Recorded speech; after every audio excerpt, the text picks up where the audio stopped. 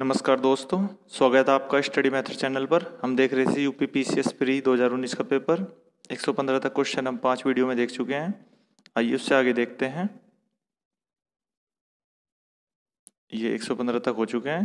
अब देखिए question number 116, निम्नलिखित में से कौन सा सही सुमेलित नहीं है। इसका सही आंसर हो जाएगा आपका सी, तुगलकनामा इब्न बतूता। अब देखिए इसमें आपको 2-3 क्वेश्चन याद रखने हैं। एक तो सबसे इम्पोर्टेंट क्वेश्चन है जो काफ़ी बार पूछा जा चुका है, तबकाते नासिरी किसकी पुस्तक है। तो ये है आप किसके लेखक हैं, मिनहाजुस सिराज। इतना याद रखिए, मिनहाजुस सिराज। ये क्वेश्चन काफ़ी इम्पोर्टेंट है। इसके अलावा जो आपसे पूछा जाता है एक है ये तारीख ए फिरोज शाही। इसके एक तो राइटर ये हैं शम्से सिराज अफीक। एक इसके याद रखिए, यही बुक जियाउद्दीन बर्नी ने भी लिखी है। जियाउद्दीन बर्नी ने तारीख फिरोज शाही। और एक फिरोज शाही से याद रखना है फुतफुताते ए फिरोज शाही। फुतफुताते ए फिरोज शाही वो लिखी है फिरोज शाह तुगलक ने। तो ये तीनों बुकें याद रखनी है। दो तो ये होगी तारीख फिरोज शाही, एक तो शम्सु सिराज अफीक की पुस्तक होगी, एक जियाउद्दीन बर्दी ने लिखी है, और एक फुतफुताते ए फिरोज शाही वो फिरोज शाह तुगलक की पुस्तक है। ठीक है। उसके अलावा आपको हुमायूं नामा तो बताइए, गुलबदन बेगम। और एक ये याद रखिएगा जो इब्न बतूता था, इससे क्वेश्चन आता है, इसकी पुस्तक का नाम था रेहला। और ये कहाँ से आया था, एक ये क्वेश्चन पूछा जाता है, इसे याद रखिएगा, मोरक्को। उसके बाद देखिए question number 117, native marriage act किस वर्ष पारित किया गया था। इसका सही आंसर हो जाएगा 1972। जिस तरह ये क्वेश्चन पूछा हुआ है नेरिज मैरिज एक्ट से, एक और मैं आपको बता देता हूँ जो पूछा जाता है वो है एज ऑफ,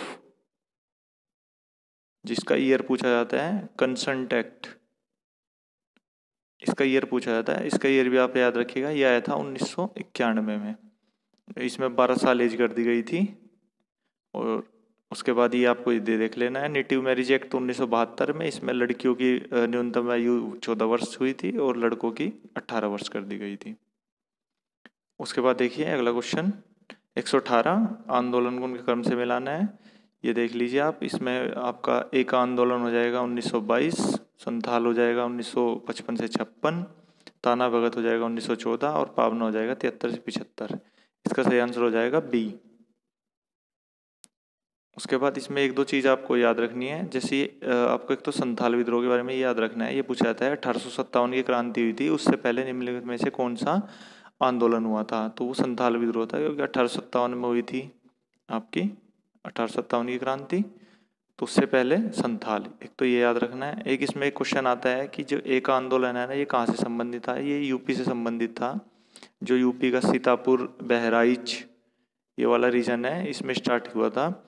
ये जो एक आंदोलन है 1921 1922 में हुआ था, और उस टाइम पे असहयोग आंदोलन चल रहा था। ये याद रखिएगा इतना। उसके बाद देखिए क्वेश्चन नंबर 119, निम्नलिखित में से कौन सा सही सुमेलित नहीं है। इसका सही आंसर हो जाएगा डी, सांप्रदायिक निर्णय। यह आया था आपका सांप्रदायिक निर्णय 1933 नहीं, इसका आंसर था 1932 में।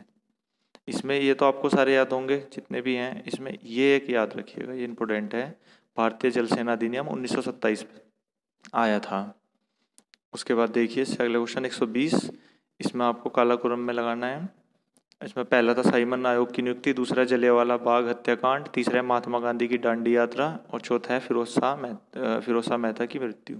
देखिए इसका तो हमें पता नहीं है फिरोज शाह मेहता की मृत्यु हुई है, पर इनका पता है साइमन आयोग 1927 में बना था, 28 में भारत में आया था। जलियांवाला बाग हो गया 1919, और महात्मा गांधी की दांडी यात्रा हो गया आपकी 1930। अब देख लीजिए, हमें एक याद है, पहला आएगा दूसरा, फिर आएगा पहला, फिर आएगा तीसरा। तो इनमें देख लीजिए किसमें आएगा, दूसरा पहला तीसरा। एक तो आपका ये बैठ रहा है, इसके अलावा आपको ना इसमें बैठ रहा है दूसरा पहला तीसरा, ना इसमें और ना ही इसमें। तो इससे आपका लग जाएगा कि आंसर इसका हो जाएगा ए। फिरोज शाह मेहता से एक बात और याद रखिएगा, फिरोज शाह मेहता की जो फेमस है वो है बॉम्बे क्रॉनिकल, जो पत्रिका थी उसका संपादन किया था इन्होंने। ठीक है। उसके बाद देखिए क्वेश्चन नंबर 121, आईएनए के अधिकारियों पर मुकदमा चलाया गया था। इसका सही आंसर हो जाएगा आपका ए, लाल किला दिल्ली। ये तो आपसे INA की जो हुई थी ये घटना, एक तो आपको याद रखना है, ये तो आपको पता होगा। इसमें जो आपके तीन सैनिक थे, एक तो थे आपके मेजर शाहनवाज खान, कर्नल गुरुदयाल ढिल्लो और कर्नल प्रेम सहगल। और नवंबर 1945 में इन पर मुकदमा चला था, जिसकी इस मुकदमे की जो पैरवी कर रहे थे उनके अध्यक्ष थे भूलाभाई देसाई। और इसके अलावा उसमें JL नेहरू, आपके काटजू, सप्रू, ये इसके अन्य वकील थे तो इसमें सम्मिलित थे। इसके अलावा मैं आपको क्रम से क्वेश्चन बता देता हूँ, ये याद रखिए। जैसे ये 1945 आया है, नवंबर 1945, इससे पहले आपकी वेवेल योजना आई थी 14 जून 1945 में वेवेल योजना थी।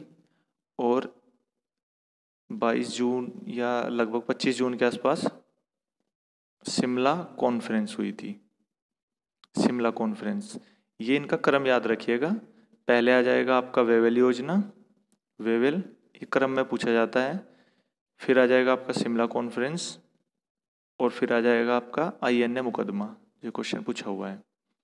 इन तीनों का क्रम इस तरह याद रखना, तीनों घटनाएं 1945 में हुई हैं।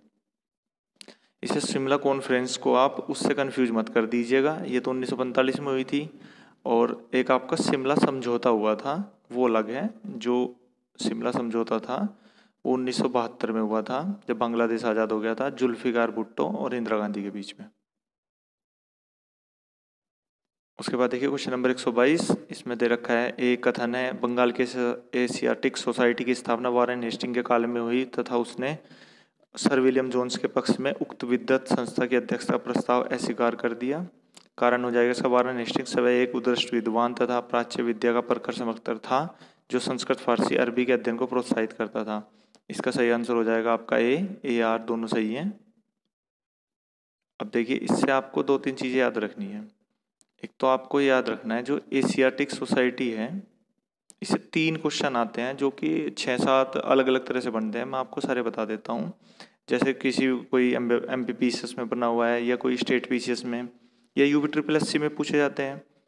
एशियाटिक सोसाइटी की स्थापना हुई थी 1784 में, और इसके अध्यक्ष थे विलियम जोन्स। और उस टाइम पे गवर्नर जनरल था वारेन हेस्टिंग। एक तो आपको ये याद रखना है। दूसरा, इसी टाइम पे क्या हुआ था, आपका एक भगवत गीता थी, भगवत गीता हो गया, भगवत गीता का संस्कृत वो इंग्लिश में अनुवाद हुआ था। भगवत गीता का जो आपने अनुवाद किया था इंग्लिश में, उनका नाम था विल्किंस। एक क्वेश्चन ये पूछा जाता है। और उसी टाइम पे इसी संस्था से एक क्वेश्चन ये पूछा जाता है कि जो संस्कृत विश्वविद्यालय की स्थापना हुई थी, संस्कृत विश्वविद्यालय की, ये की थी जोनाथन डंकन ने। जोनाथन डंकन, याद रखिएगा। और कहाँ पे की थी, ये भी क्वेश्चन आया हुआ है, ये याद रखिएगा, बनारस में, वाराणसी में। इससे जितने भी क्वेश्चन आज तक पूछे गए हैं मैंने आपको सभी बता दिए हैं, ध्यान रखिएगा। एशियाटिक सोसाइटी से 1784 वारेन हेस्टिंग, उसके बाद भगवत गीता विल्किंस ने किया था अनुवाद, और एक आपने संस्कृत विश्वविद्यालय जोनाथन डंकन, बनारस।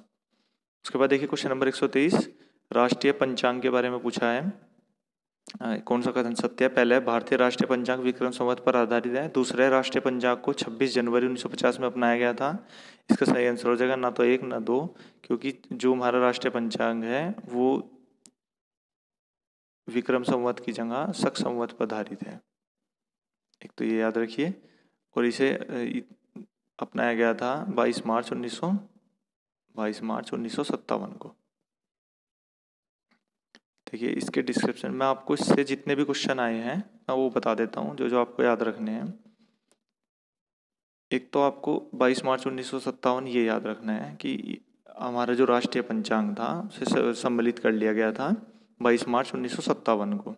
एक आप याद रखिए, 1957 से ही 1957 में पहली बार केरल में गैर कांग्रेसी सरकार बनी थी, भारत में पहली बार। इसके अलावा आप एक चीज़ और याद रखिएगा, इसमें ही पेपर में पहले क्वेश्चन आया हुआ है, जो जम्मू कश्मीर का संविधान था वो 26 नवंबर 1957 को लागू हुआ था, वो भी इसी टाइम की घटना है। एक तो ये याद रखिए। और एक आप ये याद रखिए, इसी से ही 22 मार्च है, 22 मार्च को जल दिवस मनाया जाता है, विश्व जल दिवस। इस बार की इसकी थीम थी वाटर 2020 की, water and climate change. Water and climate change, एक याद रखिएगा। उसके अलावा आप देख लीजिए 22 मार्च से एक क्वेश्चन मैं आपको बताता हूँ जो बहुत इंपॉर्टेंट है। ये आईएएस में 2014-15 के पेपर में देख लीजिएगा, ये पूछा हुआ है। किसी ने सोचा नहीं था इतना आसान क्वेश्चन आएगा, आसान तो नहीं था पर देख लीजिए क्या क्वेश्चन था। इसमें पूछा हुआ था कि भारतीय जो पंचांग है इसमें पहला महीना चैत्र का होता है। इसमें जो पहला महीना होता है वो चैत्र का होता है। तो चैत्र का जो पहला महीना होता है या वर्ष राष्ट्रीय पंचांग के अनुसार किस दिन से स्टार्ट होता है? तो इसका सही आंसर था 22 मार्च नॉर्मल ईयर में। लीप ईयर में ये 21 मार्च हो जाता है, पर आप 22 मार्च याद रखिएगा। देखिए आईएएस में पूछा हुआ था, हमें जो हम डिस्क्राइब किया हुआ है इस पर ध्यान नहीं देते हैं, जबकि देखिए कितना इंपॉर्टेंट क्वेश्चन है। उसमें पूछा था जो राष्ट्रीय पंचांग है उसमें पहला महीना हमारा चैत्र का होता है, चैत्र का पहला महीना किस तारीख से शुरू होता है? तो उसका सही आंसर है आपका 22 मार्च, ये ध्यान रखिएगा। और चैत्र पहला महीना है, जैसे चैत्र, साड़, सावन, भादवा ये चलते हैं राष्ट्रीय पंचांग में। उसके बाद देखिए क्वेश्चन नंबर 124, किस वर्ष में अकाउंटिंग को ऑडिटिंग से अलग किया गया तथा नियंत्रक व महालेखा परीक्षक का कार्य केवल सरकारी लेखा तक सीमित कर दिया गया? इसका सही आंसर हो जाएगा 1976। आपको पता ही होगा जो कैग है, जो आपका कैग है ये आर्टिकल 148 में है संविधान में। उसके बाद देखिए क्वेश्चन नंबर 125, भारत में नियोजित विकास का विरोध किसने किया था? इसका सही आंसर हो जाएगा आपका महात्मा गांधी। देखिए जो नियोजित विकास है इसका जो इंदिरा गांधी थी, जवाहरलाल नेहरू, राजीव गांधी, ये भारी उद्योगीकरण या फिर टेक्नोलॉजी के पक्ष में थे। महात्मा गांधी जी टेक्नोलॉजी के पक्ष में तो थे पर उन्होंने गाँव पे अधिक जोर दिया, ग्राम उद्योगों पे, कुटीर उद्योगों पे उन्होंने ज़्यादा जोर दिया। और आजकल आप देख भी रहे होंगे भारतीय प्रधानमंत्री हैं मोदी जी, उनके आप कोई भी स्पीच देख लीजिए, चाहे तो 24 अप्रैल को जो पंचायती राज दिवस मनाया गया था वो, या उसके बाद अब लॉकडाउन के बीच, सभी स्पीचों में उन्होंने आत्मनिर्भरता पर जोर दिया है और ग्राम पे अधिक जोर दे रहे हैं कि ग्राम में है ना जो भी है अपनी प्रोडक्शन की चीज़ अपने आप करी जाए। ठीक है, तो इसका हो जाएगा ए, महात्मा गांधी, बाकी सभी पक्ष में थे। उसके बाद देखिए क्वेश्चन नंबर 126, कथन और कारण दिया हुआ है। कथन है भारतीय संविधान का अनुच्छेद 30 अल्पसंख्यक वर्ग शब्द को परिभाषित नहीं करता, और कारण है संविधान केवल भाषाई एवं धार्मिक अल्पसंख्यक वर्ग को मान्यता प्रदान करता है। इसका सही आंसर हो जाएगा आपका, दोनों हो जाएंगे, ए और आर दोनों सही हैं। इसकी सही व्याख्या नहीं, इसका हो जाएगा बी, इसकी ये सही व्याख्या नहीं करता है, इसका हो जाएगा बी। अब देखिए एक तो आपको याद रखना है जो आर्टिकल 30 है इसमें अल्पसंख्यक का पर्सनली कोई वो नहीं बताया गया है, डिस्क्राइब नहीं किया गया है।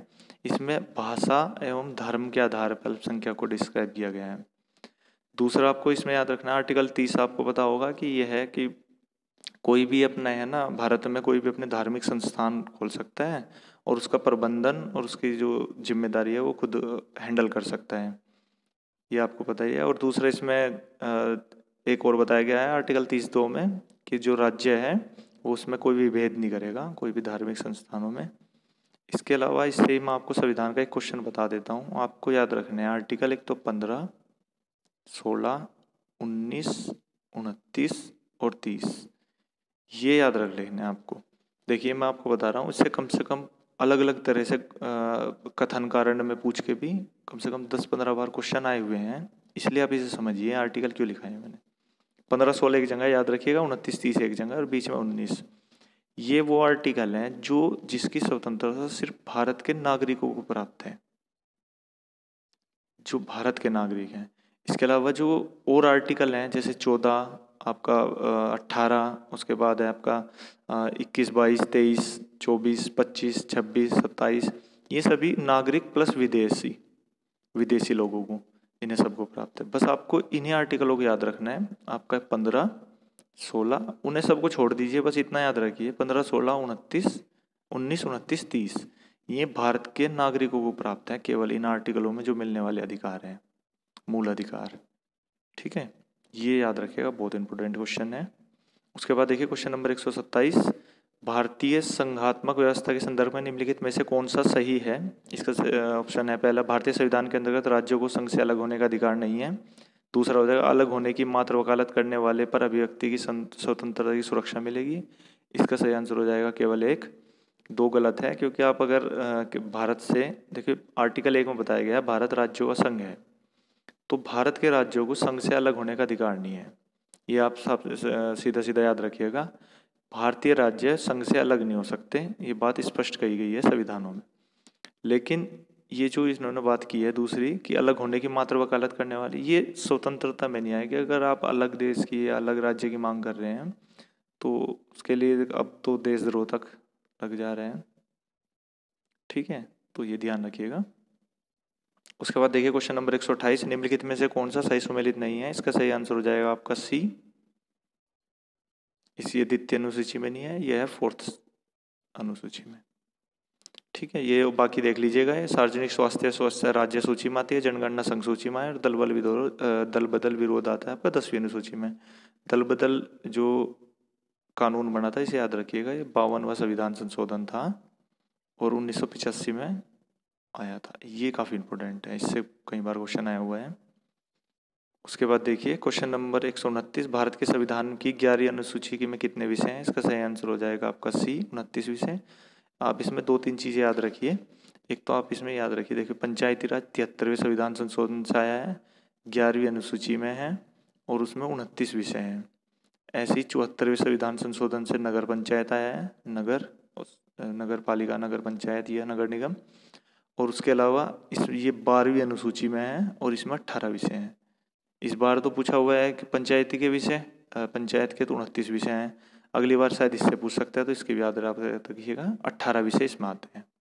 ठीक है, उसके बाद देखिए क्वेश्चन नंबर 130, प्रधानमंत्री कार्यालय के संबंध में निम्नलिखित में से कौन सा कथन सत्य है? इसका सही आंसर हो जाएगा ए, केवल एक हो जाएगा आपका इसका। और इसमें पहला है, यह 1977 के अस्तित्व में आया, और दूसरा इसका प्रधान कैबिनेट सचिव होता है। इसे याद रखिएगा, इसका जो प्रधान होता है वो प्रधान सचिव होता है, कैबिनेट सचिव नहीं होता। जैसे कैबिनेट सचिव तो राजीव गौबा है, इसमें डिस्क्राइब भी किया हुआ है, और प्रधान सचिव हैं जो वो पी.के. मिश्र हैं।